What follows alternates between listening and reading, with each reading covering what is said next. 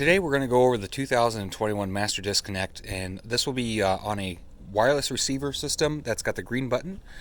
So it's our WC1D-2, and then also with the Weightronics 640XL scale system. And you can see it's the gray one with the big display on here, and you can see the remote's got that green button. What we're going to do here is we're going to show you where the Master Disconnect switch is located at, if you received a package for an update, where to place it. And what we've done is we actually just place it right here. We would drill 2 holes in this front leg, about this far away from the switch hole up here. Sometimes the switch is populated, sometimes not if you don't get the wireless receiver, but we just bolt that plate directly right here. On the back of that plate there should be 2 cables attached. These are the 2 heavy gauge cables.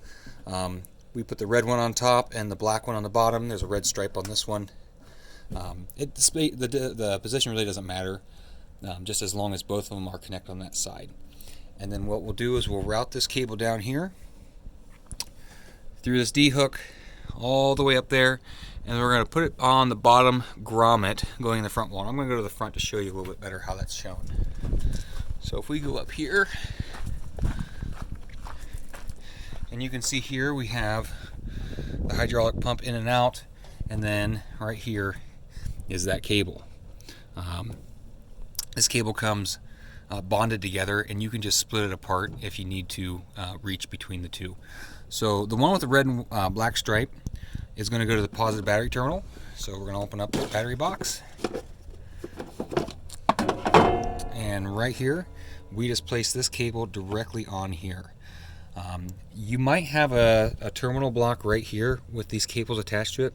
We're going to take all those cables off there and put them directly on this positive battery terminal. So you might see a couple different ones, like this one is for your main trailer harness. That should have been on your battery. This one right here, this is the scale cable, and you can tell because it's got a white line coming out of it. So this powers a 640XL, black to ground, white, and then what we do is we cut that eyelet off and we crimp on this little adapter piece with the weather pack. Reason for this weather pack connection is if you were to ever jump start your battery, to protect your scale systems, we would pop that. We're doing that to make sure that your external battery charger doesn't damage your scale head unless you stay operational in the springtime or the planting season. Just snap them back together when you're done. If you put a trickle tray charger on this unit, please disconnect this as well. Anytime you put any external power to this thing, disconnect this. It's going to help protect your scale system from being popped and incurring a nasty service charge, which if we can prevent, let's do that. But so going back to the master switch, we have this red and black line here. The other side, that was the black line only. We come back here. This is the other side coming from that switch, and it is simply attached directly to the starter solenoid of the Honda engine. You most likely will have a cable, actually you will have a cable plugged in there already, a red one that goes from here. We can just remove that cable. This replaces that cable. So if you attached it to there and the master switch is in the on position, you're getting pure battery power to your Honda. When you turn your switch off, it kills power to your Honda. It won't shut the Honda engine off, it just stops the starter from being able to be used.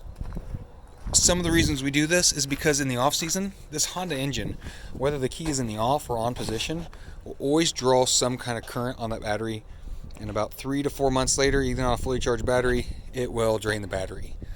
So it's a good thing to have this installed. Just another level of protection that we're trying to provide for you guys out in the field. If you have any questions at all with any of this, just give me a call here at J&M Manufacturing. My name is Mitchell Wood. I'm in service. Phone number here is 419-375-2376, and just simply ask for Mitch in service, and I can guide you through this setup. Thank you.